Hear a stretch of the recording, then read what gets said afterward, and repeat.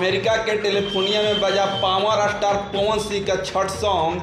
तो क्या है खबर की पूरी जानकारी इसी वीडियो में बताएंगे, लेकिन उससे पहले चैनल पर नए हैं तो चैनल को सब्सक्राइब कर ले, बेल आइकन घंटी को प्रेस करना मत भूले।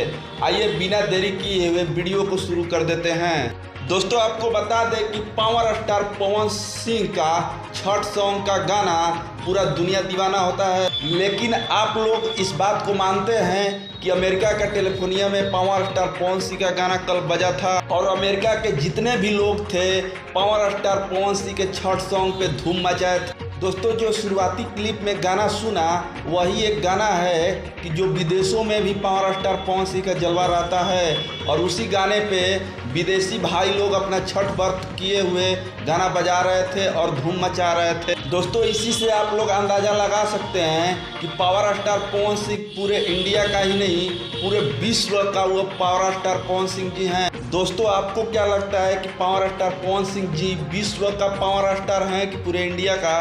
कमेंट में ज़रूर बताइएगा। वीडियो देखने के लिए बहुत बहुत धन्यवाद।